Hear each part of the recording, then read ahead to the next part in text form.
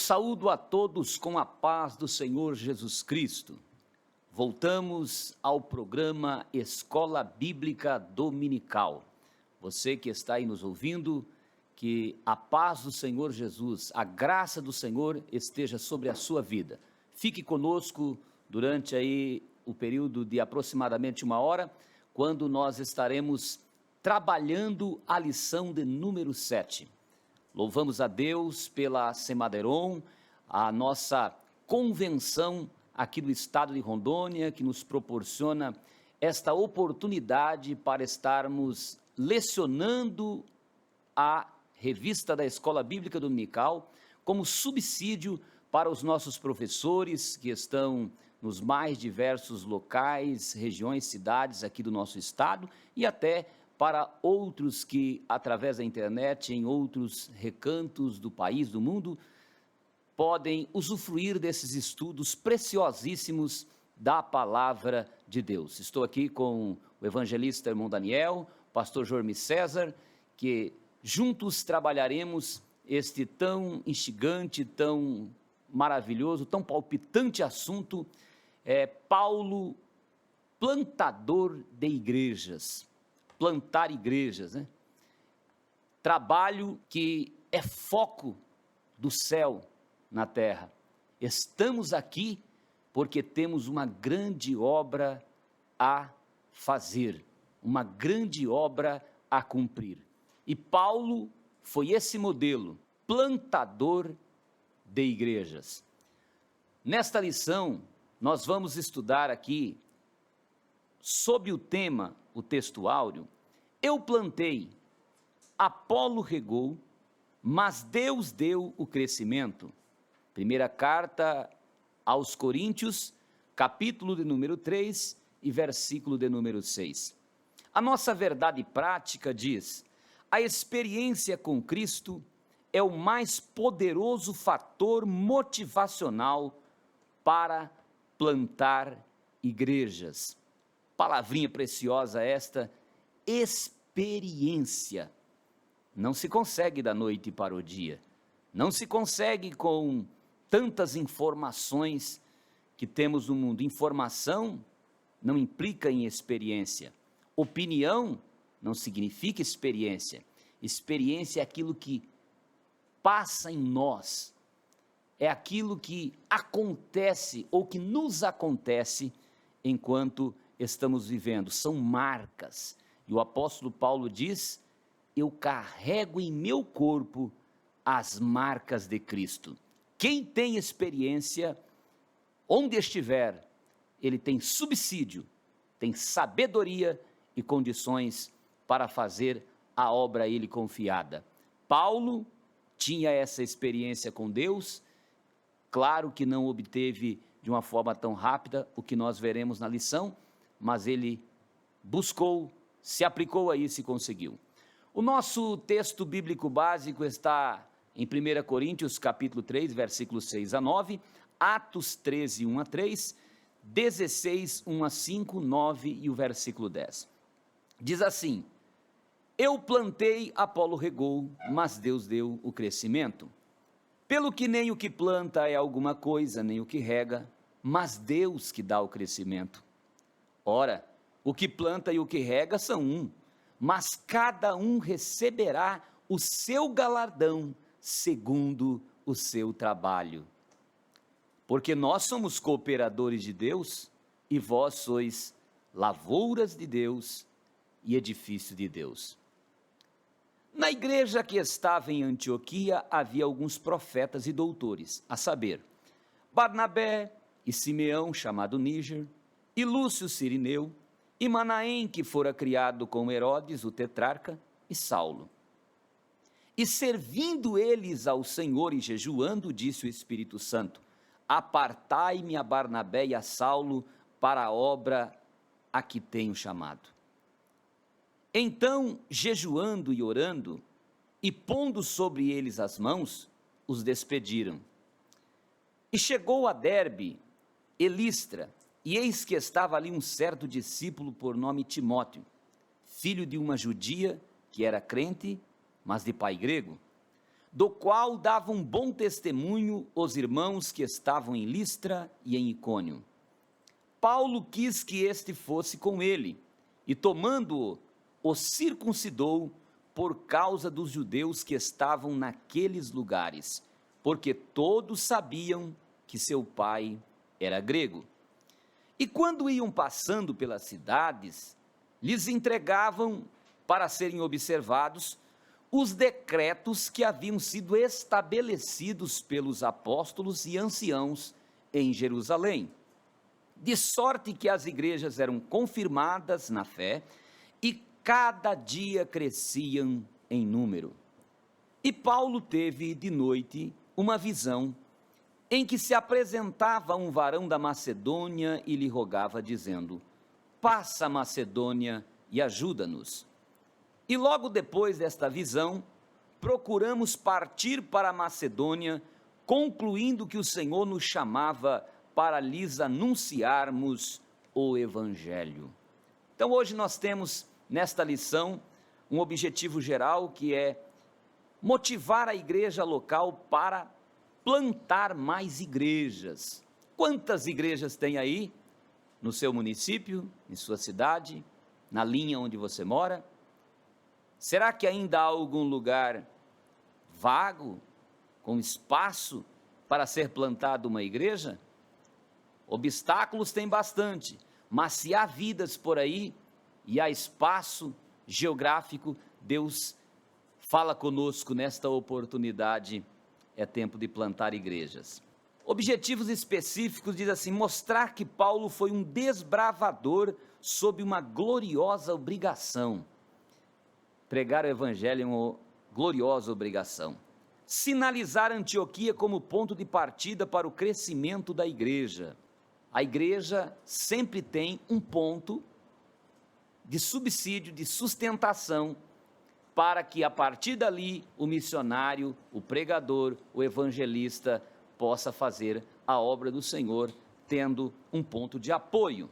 No caso de Paulo, era Antioquia. Agora, o terceiro subponto diz: pontuar as características de um plantador de igrejas. Então, nosso terceiro objetivo é falar sobre as características de uma pessoa que planta igrejas. E assim, nós vamos agora ouvir o nosso evangelista, o irmão Daniel, que estará ministrando para nós aqui a primeira parte ou o primeiro ponto. Meus queridos irmãos, distintos amigos, nobres convencionais, professores, superintendentes, alunos da escola dominical, sejam todos cumprimentados nesta oportunidade. Estamos aqui para mais uma edição da nossa escola bíblica dominical, desta feita com a lição de número 7, como já foi aqui muito bem ratificada pelo nosso pastor Eliseu Oliveira, Paulo, o plantador de igrejas. Nós temos 3 tópicos, como na maioria das lições, e o primeiro vai falar sobre Paulo, o desbravador, sob uma gloriosa obrigação. Então nós vamos discorrer nesta lição sobre, de fato, as plantações de Paulo. E investimento que não há nenhum outro nesta terra que possa sobrepujar o que Paulo fez. Paulo, o plantador de igreja, ou de igrejas. É sabido que após a conversão, e Paulo também ter sido batizado nas águas e recebido a plenitude do Espírito Santo, ele foi de fato impulsionado ao exercício dessa missão para o qual foi designado, e esta missão direcionada pelo Senhor. Quando nós vamos para Atos dos Apóstolos, capítulo 9 e versículo 15, nós vamos encontrar justamente isso. Disse-lhe, porém, o Senhor: vai, porque este é para mim um vaso escolhido para levar o meu nome diante dos gentios e dos reis e dos filhos de Israel. Podemos depreender a partir dessa premissa de que por onde o apóstolo Paulo passava, uma igreja local era plantada. Uma igreja local era edificada. E Deus dava o crescimento. Aqui nós temos uma preciosa lição. Há pessoas que querem se aparecer, que querem ser destaques. Não, de nada adianta. O pregador, o evangelista, enfim, aquela pessoa a qual Deus a designou para ser um propagador do evangelho, um disseminador das boas novas, não adianta ele plantar, porque se a semente não germinar, não crescer, o trabalho de fato é em vão, ou foi em vão. Então Paulo plantava, mas quem dava o crescimento, ele até diz que Apolo também regava, mas quem dava o crescimento, quem fazia essa semente do evangelho germinar, crescer e frutificar, era de fato o Senhor Jesus Cristo. E ele atua assim até hoje. Enquanto a igreja dele estiver nesta terra, este é o procedimento, esta é a atuação do nosso Deus por intermédio do Espírito Santo. E o Senhor mesmo levantou o apóstolo Paulo como o maior evangelista. Já dissemos aqui em outras lições, Paulo foi de fato o maior evangelista, o maior missionário, o maior pastor, o maior pregador, o maior teólogo e o maior plantador de igrejas da história do cristianismo. Indubitavelmente, Paulo se tornou este grande referencial para todos nós. Então, ele plantou igrejas na região da Galácia, nas províncias da Macedônia, Acaia e Ásia Menor. Agora, é importante salientarmos aqui que Paulo não apenas plantou igrejas, é verdade, Paulo não apenas plantou igreja, mas ele pastoreou-as. Ele também zelou com bastante intensidade. Há pessoas que querem só ganhar almas. E quando vai fazer um balanço ao final, muitas dessas pessoas não permaneceram na igreja. Paulo não. Paulo tinha esse esmero, esse desvelo em cuidar das almas as quais ele ganhou ou ganhava para o Senhor. Isso deve ser também uma reflexão para nós. Não basta apenas ganhar as almas ao reino de Cristo ou de Deus, mas é preciso que nós também nos empenhamos para que essas pessoas permaneçam na casa do Senhor. Então, Paulo não apenas plantou igreja, mas pastoreou, zelou, cuidou dessa lavoura. Isso ele fez, de fato, com profundo amor e também com forte senso de responsabilidade. Esse era o apóstolo Paulo. Pesava sobre ele, de fato, essa preocupação com todas as igrejas. E ele escreve em uma das suas epístolas, quando ele se direciona aos irmãos de Corinto, na sua segunda epístola, capítulo 11, versículo 28, ele vai falar sobre isso aí. Ok? Então, Paulo, o desbravador, sob uma gloriosa obrigação, ou seja, debaixo dessa gloriosa obrigação, esse grande desbravador. Como eu disse, sem sombra de dúvidas, o nosso querido irmão apóstolo Paulo, ele foi o mais notável desbravador.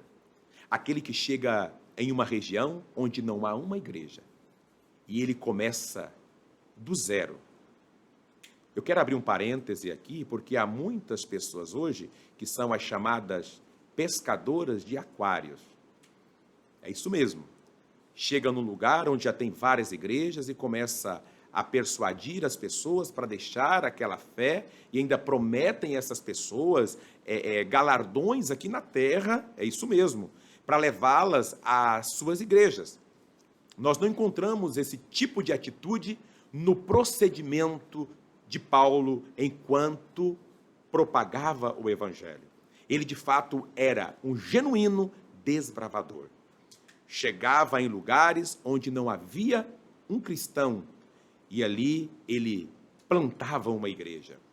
ele instituía pessoas para ficar cuidando e depois retornava para verificar como estava o crescimento dessa lavoura. Glória a Deus. Nós somos lavouras ou lavoura do Senhor Jesus Cristo.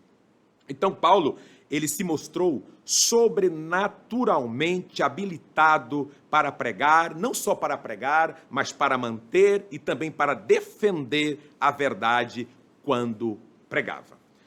E dentro desse primeiro ponto, Paulo, o desbravador, do primeiro tópico, Paulo, o desbravador sob uma gloriosa obrigação, é importante aqui ressaltarmos que ele é considerado pelos estudiosos da Bíblia como o mais notável embaixador de Cristo e pregador do Evangelho. Seu testemunho era cristocêntrico. É aqui que nós devemos observar. O testemunho de Paulo tinha no centro dele Cristo. Era um testemunho cristocêntrico. E nós temos referência quanto a isso na sua epístola aos irmãos de Roma, isso mesmo, aos Romanos, capítulo 15, versículos 18, 19 e 20. Olha o que diz: porque não ousaria dizer coisa alguma que Cristo por mim não tenha feito, para obediência dos gentios, por palavra e por obras, pelo poder dos sinais e prodígios, na virtude do Espírito de Deus. De maneira que, desde Jerusalém e arredores até ao Ilírico, tenho pregado o Evangelho de Jesus Cristo. E desta maneira me esforcei por anunciar o Evangelho, não onde Cristo houvera sido nomeado, para não edificar sobre fundamento alheio. Você pode anotar esta referência aí, Romanos capítulo 15. Então, o que nós podemos entender? Que a vida e ministério de Paulo constrangem-nos a cumprir essa nossa obrigação de pregar o Evangelho. E a ordem do Senhor é que devemos ir ao encontro de quem? Ao encontro do mundo, ir ao encontro dos pecadores e levar-lhes a mensagem da salvação em Cristo Jesus. E esta nossa mensagem, ela precisa e deve ser cristocêntrica.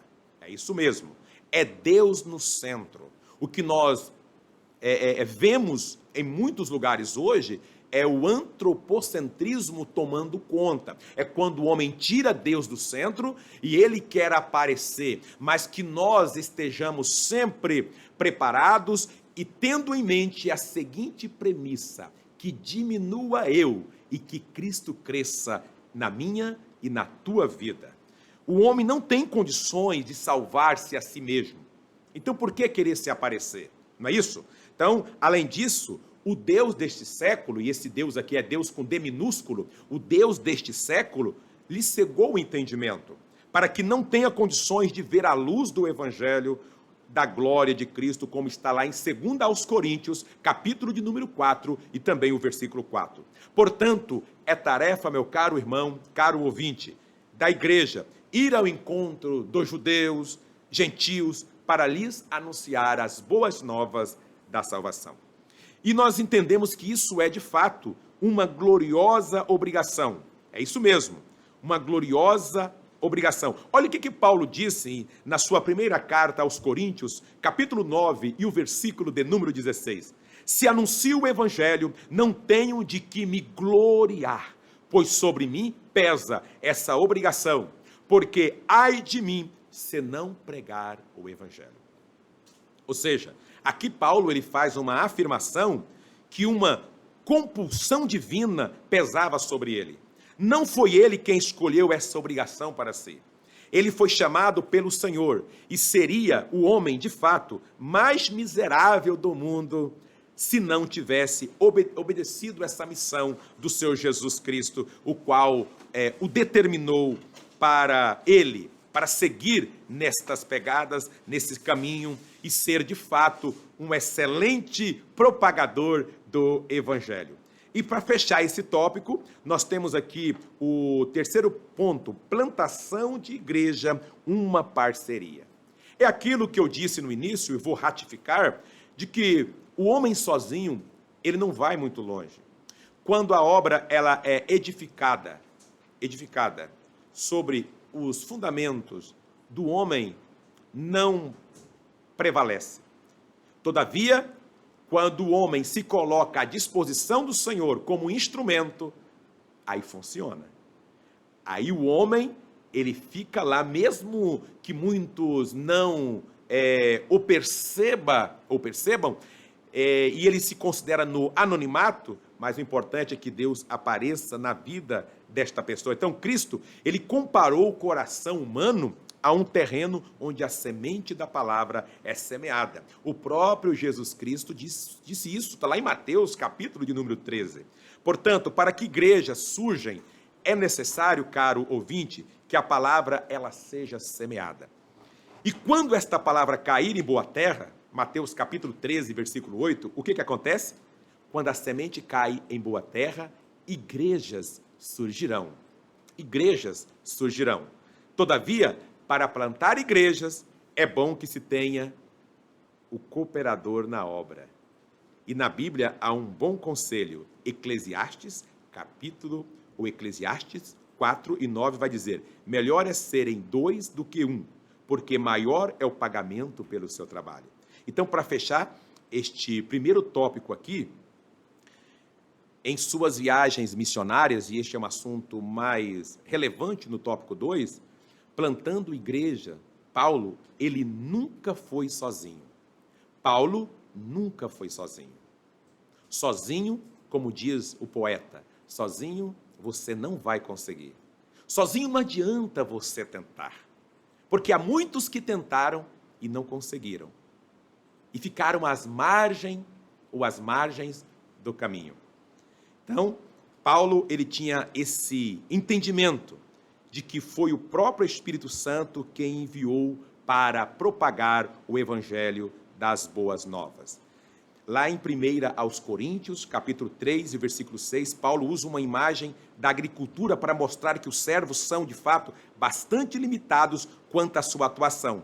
Olha o que Paulo disse: eu plantei, Apolo regou, mas Deus deu o crescimento. Paulo, ele podia plantar, Apolo podia, de fato, regar, mas somente Deus podia dar o crescimento. E hoje, alguns podem até pregar a palavra, todos podem orar por parentes, por amigos descrentes, enfim, mas quem realiza o milagre é Deus. Só Deus pode realizar o milagre da salvação e pode fazer com que esta pessoa persevere nos seus caminhos, porque Deus, ele só vai fazer aquilo que o homem não pode fazer. Paulo podia plantar, Apolo podia regar, mas dar o crescimento é e continua sendo obra do Senhor e Salvador Jesus Cristo. Toda honra e toda glória seja dada ao nome de nosso Senhor e Salvador Jesus Cristo.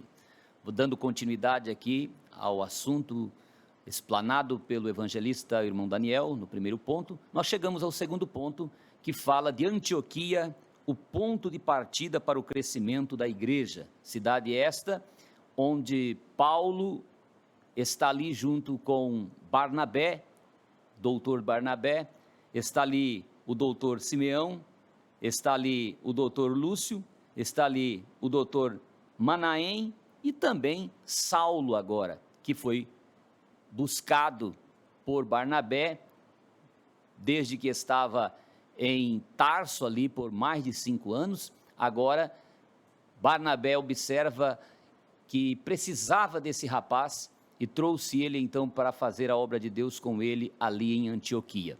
Mas na medida em que estão servindo ao Senhor, adorando a Deus, diz o versículo 2 do capítulo 13, que eles jejuavam e oravam. Serviço que todos nós precisamos fazer, a piedade, a santidade, a consagração das nossas vidas, a dedicação ao serviço ao Senhor. Então, o Espírito Santo disse à igreja, a alguns obreiros que estavam ali, não está especificado a quais que foi diretamente falado, mas o texto diz que o Espírito Santo disse: apartai-me a Barnabé e a Saulo para a obra que eu tenho chamado. Como é maravilhoso quando andamos na vontade de Deus, na direção do Espírito Santo. Em Romanos 8, diz que aqueles que são guiados pelo Espírito Santo são filhos de Deus. Então, nós precisamos ser guiados, ele vai à frente e nós vamos seguindo, então, as suas pisadas ou a sua direção. Paulo sai com Barnabé, agora no intuito de plantar igrejas. Que obra maravilhosa! Não há nada mais precioso do que pregar o Evangelho de Cristo. E eles começam então a sua primeira viagem missionária. Quando eu leio Romanos capítulo 8, ou capítulo 10, versículo 15, mas desde o versículo 10 em diante está dizendo sobre esse assunto, ali fala sobre o poder da palavra que traz fé. A fé vem pelo ouvir e ouvir a palavra de Deus. Mas diz o texto, como ouvirão se não há quem pregue? Como pregarão se não forem enviados? E diz o texto no versículo 15, quão formosos são sobre os montes os pés dos que anunciam boas novas.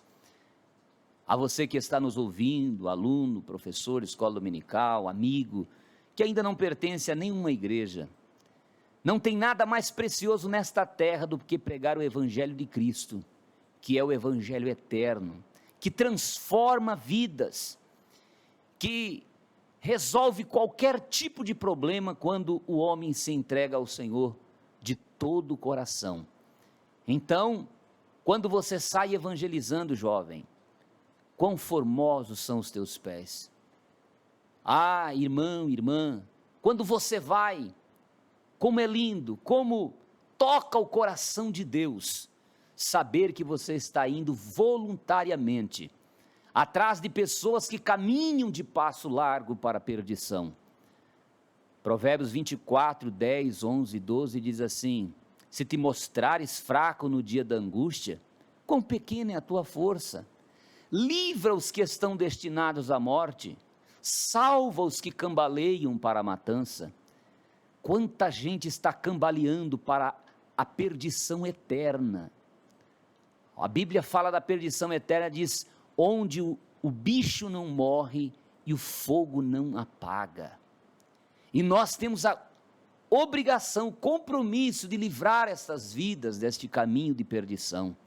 Então diz o versículo 12 do capítulo 24 de Provérbios, mas se você disser, eu não sabia, Senhor, porventura, aquele que pondera e examina os corações, não vai tratar cada um conforme as suas obras, e ele declarará a ti que você sabia sim.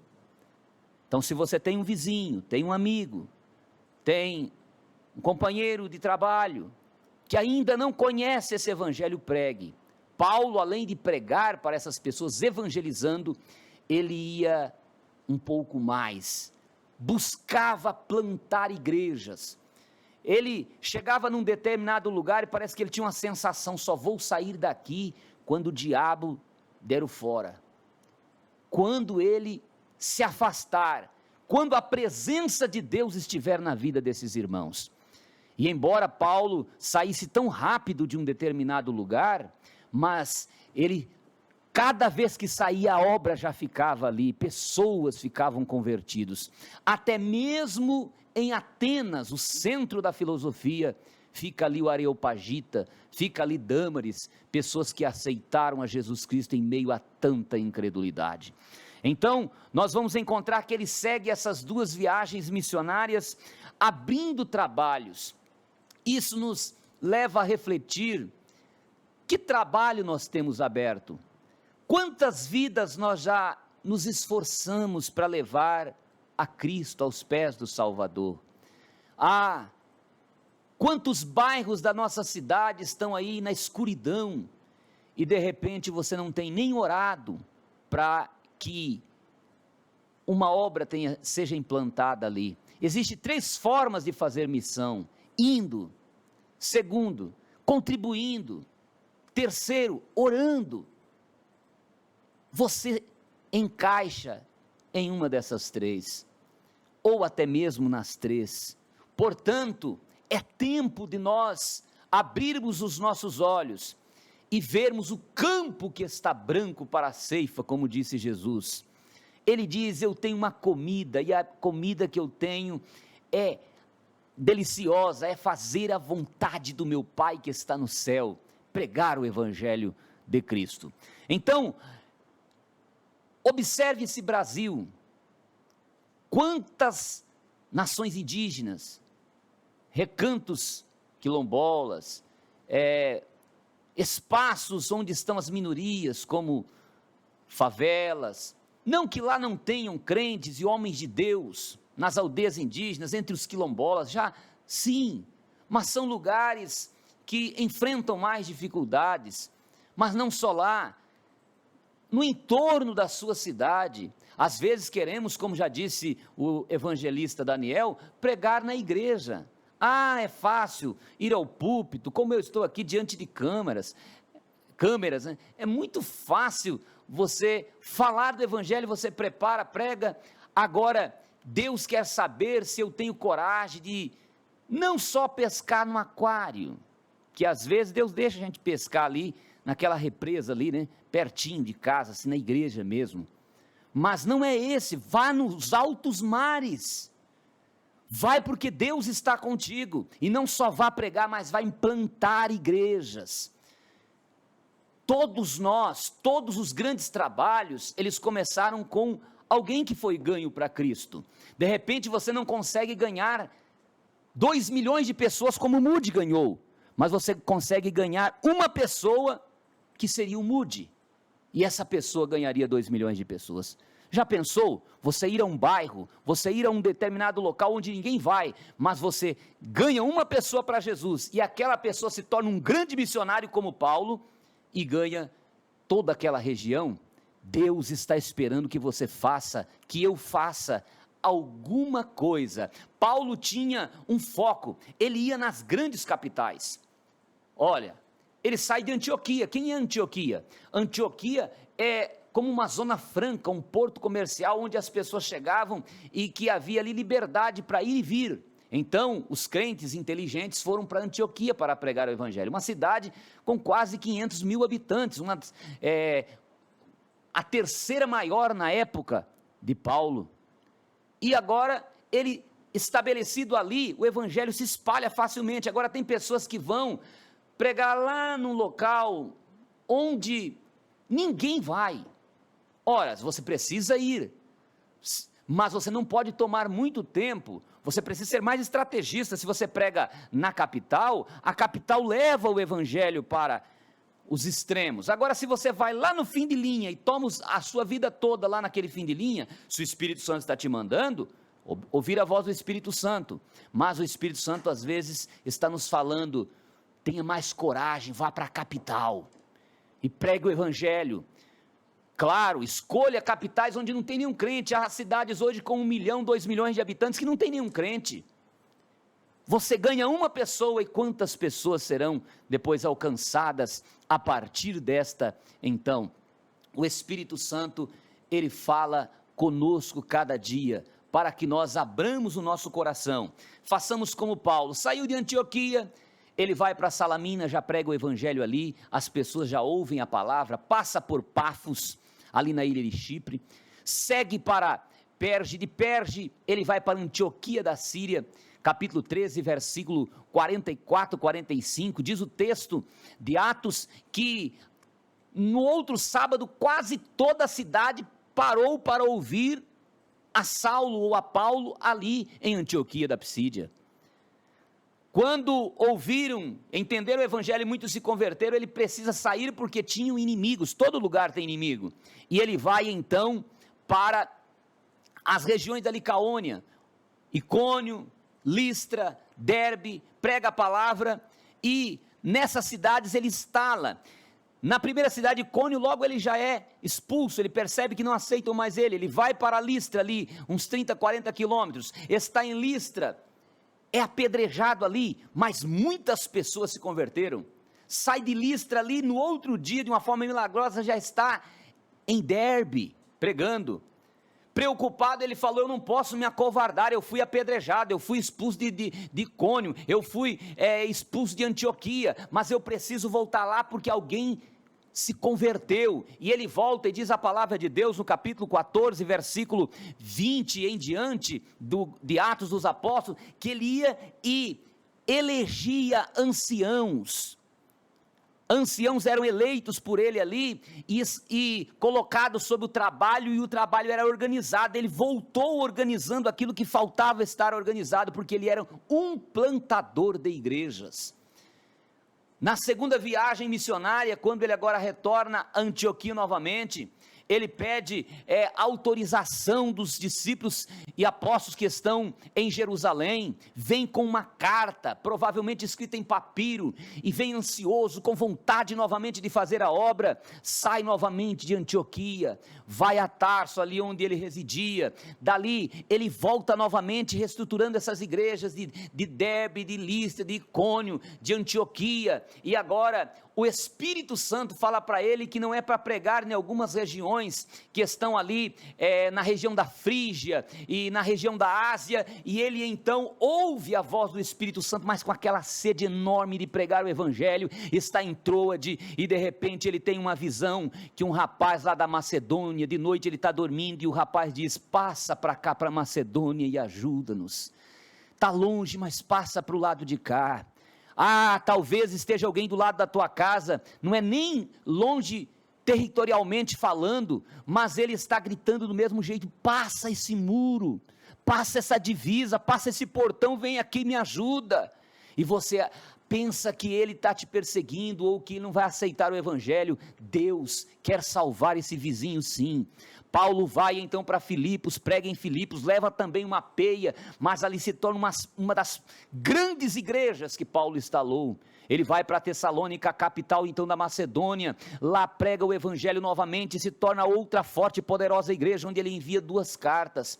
De lá ele segue para Bereia, prega em Bereia, os bereanos ali recebem com amor. De repente ele vai para Atenas, prega em Atenas, e de Atenas ele vai para Corinto, onde o Espírito Santo fala e não te cales, porque eu tenho muito povo nessa cidade. E ele ficou então 1 ano e meio ali em Corinto. De Corinto ele volta para Éfeso, ele vai para Éfeso no sentido de retorno, e chega em Éfeso, a capital da Ásia, e ele está ali ansioso para pregar, mas o Espírito Santo disse: não, deixa Áquila e Priscila aqui, e volta lá para Antioquia, porque em outro momento você vai pregar nessa cidade. E nós vemos que na terceira viagem ele vai exatamente para Éfeso, porque ele viu em Éfeso um ponto estratégico para pregar o Evangelho, e ele então prega ali em Éfeso a palavra de Deus na sua terceira viagem missionária. Ele fica 3 anos em Éfeso, ali, segundo a história, Timóteo depois foi pastorear aquela igreja, o próprio apóstolo João pastoreou aquela igreja, levou a própria Maria, mãe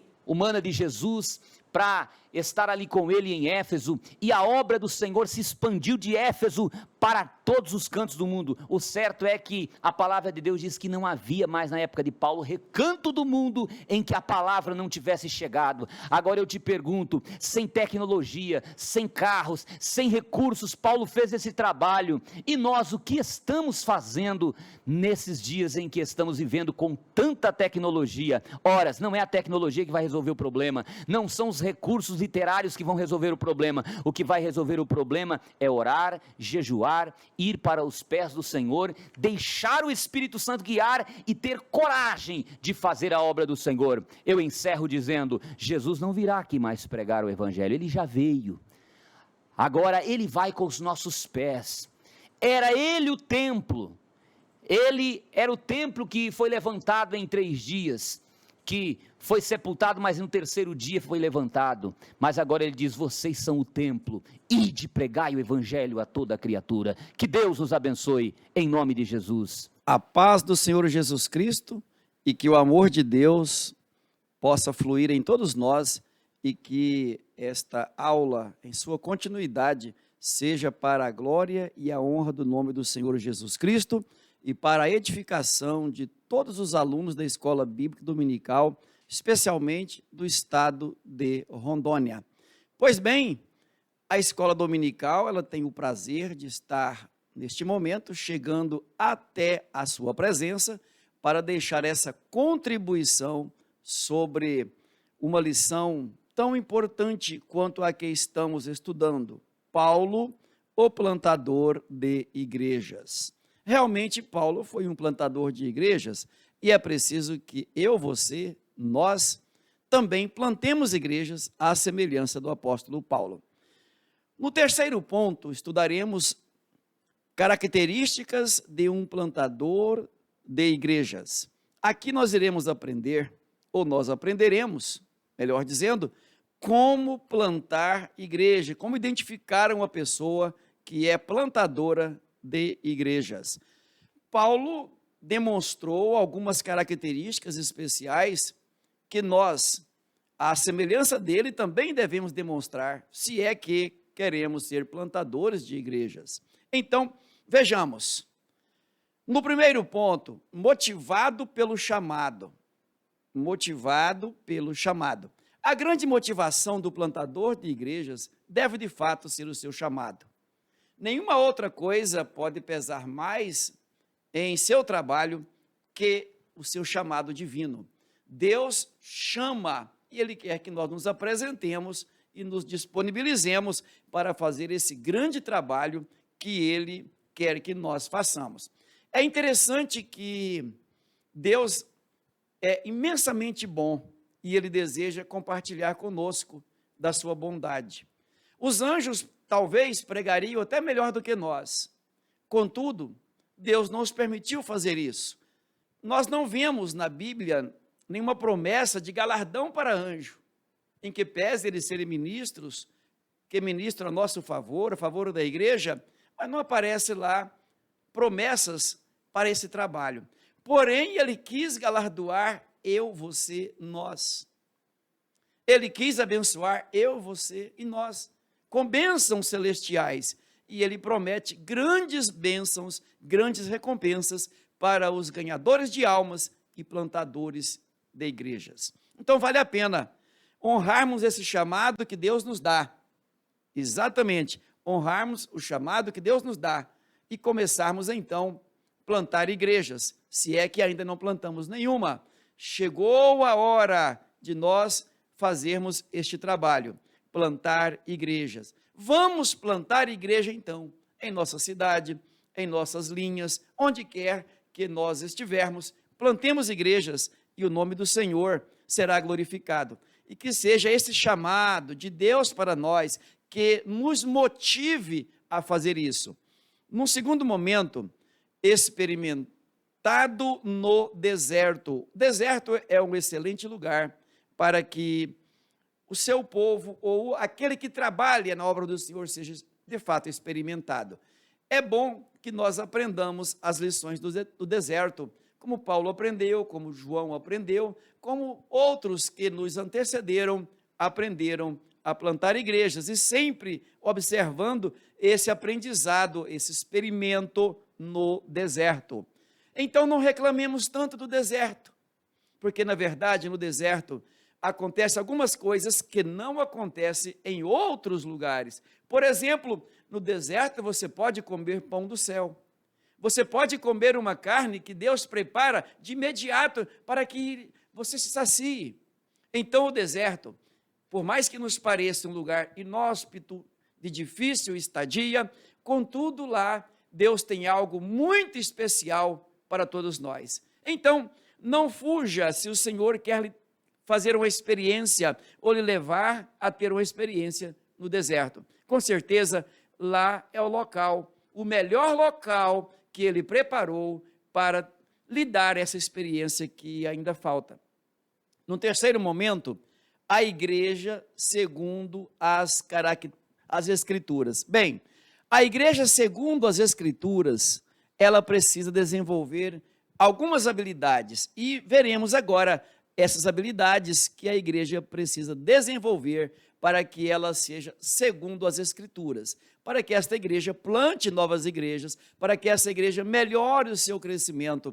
Em primeiro lugar, ela precisa desenvolver um relacionamento pessoal com Deus. Relacionamento pessoal com Deus. A igreja segundo as Escrituras, eu, você, nós, igreja de Deus, precisamos ter um relacionamento pessoal com Deus. O obreiro, o crente que não desenvolve um relacionamento pessoal com Deus, ele não conseguirá se firmar e nem tampouco plantar igrejas, porque é necessário que ele tenha intimidade com Deus. É necessário que ele se aproxime de Deus e permita que o Espírito Santo trabalhe no seu interior e ele consiga esse desenvolvimento desse relacionamento pessoal com o seu Criador. Num segundo momento, essa igreja, segundo as Escrituras, ela precisa desenvolver o amor de Deus. Todos nós, irmãos, nascemos com a possibilidade de amar, porque o amor, ele não é inato e também não cai pronto do céu. Ele é um fruto, e como fruto do Espírito, ele precisa ser desenvolvido por mim, por você, por nós, em mim, em você e em nós. Mas um princípio válido para isso é nós permitirmos que o Espírito Santo haja em nossas vidas, trabalhe em nós e nos faça assim. Então é preciso que nós desenvolvamos o amor de Deus em nossas vidas. E para conhecer essas características do amor, uma leitura, ainda que simples, de 1 Coríntios, no capítulo 13, a partir do versículo 1, os 10 primeiros versículos que você lê, você já encontrará ali um subsídio muito grande para saber as características do amor. No terceiro ponto, da igreja segundo as Escrituras, é preciso que haja batismo no Espírito Santo. Todo crente precisa buscar o batismo no Espírito Santo. Batismo com o Espírito Santo não é propriedade exclusiva da Assembleia de Deus. Não, não é. Mas é daquele que crê, daquele que busca. Jesus batiza com o Espírito Santo. E o sinal evidente de que Jesus batizou uma pessoa com o Espírito Santo é que o Senhor lhe concede algo muito especial, que é um dom de falar em variedade de línguas, de falar em língua estranha, estranha para quem fala e talvez estranha para quem ouve. Mas o Espírito Santo pode dar o dom de interpretar essa mesma língua, tudo segundo o Espírito Santo, nada aprendido na escola ou na faculdade, nada decorado, como alguns querem ensinar algumas pessoas falarem em mistério com Deus. Está se enganando e tentando enganar a Deus, mas a Deus ninguém engana, porque se Deus confere e vê que aquele dom, aquela língua, não é Ele que deu, Ele já sabe, Ele descarta. Então é preciso que tenhamos muito cuidado aí. Muita gente querendo imitar o Espírito Santo, querendo imitar, falar em línguas, mas isso não funciona. Deus conhece a língua que Ele dá, porque vem dEle, é um dom que vem dEle. Quarto item, a profusão dos dons espirituais. A igreja, segundo as Escrituras, ela precisa ter profusão, ou seja, uma quantidade grande, é um derramamento do Espírito Santo em uma quantidade grande, e na forma de dons espirituais.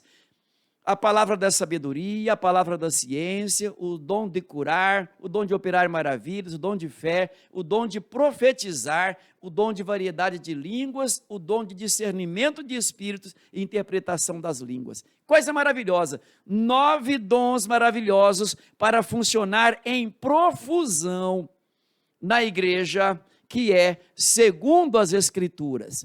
É verdade que nos parece viver uma época de escassez espiritual, de escassez de dons espirituais, e é preciso que nós busquemos os dons espirituais. Busquemos onde? Busquemos em Deus. Número 5, autoridade do alto. A autoridade do alto, que é concedida ao crente, é exatamente para que aconteça isto aqui, ó. Curas de enfermos e expulsão de demônios, autoridade do céu, autoridade do céu. E essa cura de enfermos aqui são enfermidades que não são naturais. E a expulsão de demônios, que são algo muito parecido aqui. Algumas enfermidades que não são naturais e a expulsão de demônios. E é só com a autoridade do nome do Senhor Jesus Cristo. E é só com a autoridade que vem do céu é que a igreja consegue expulsar enfermidades que não são naturais, de natureza biológica, e também a expulsão de demônios.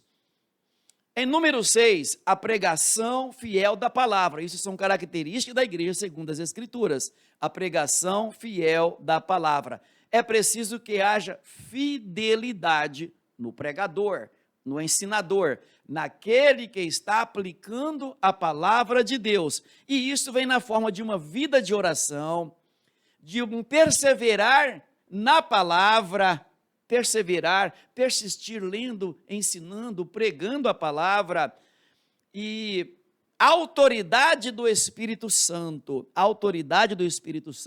para pregar a palavra, para ministrar aquilo que o Espírito Santo, aquilo que Deus quer ministrar à sua igreja através de você. Em número 7, batismo em nome do Pai e do Filho e do Espírito Santo. A igreja, segundo as Escrituras, ela batiza os neoconversos em nome do Pai e do Filho e do Espírito Santo.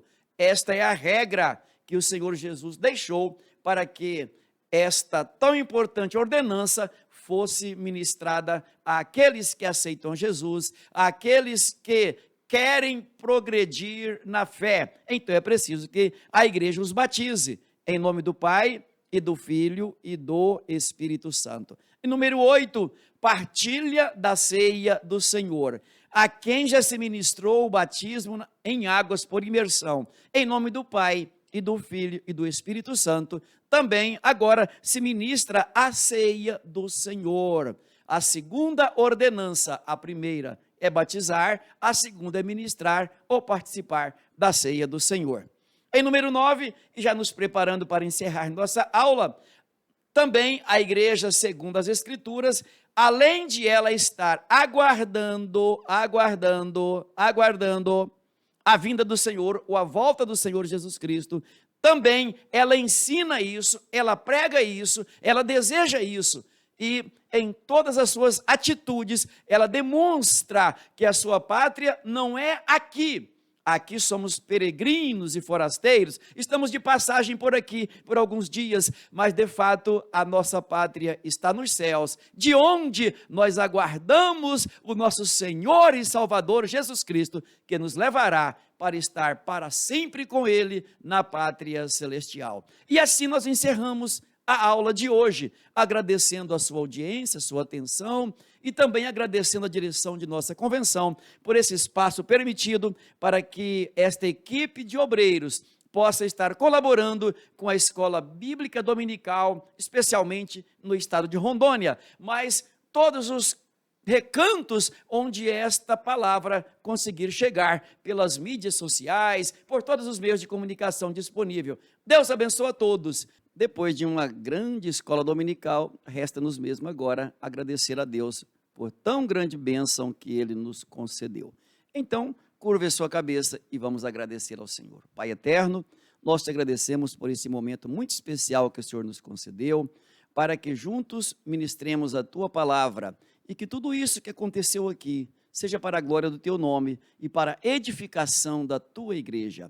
Aos professores, superintendentes, aos pastores presidentes, a todos que estão participando conosco, que a Tua copiosa bênção seja sobre cada um dos Teus filhos. Oramos em nome de Jesus. Amém.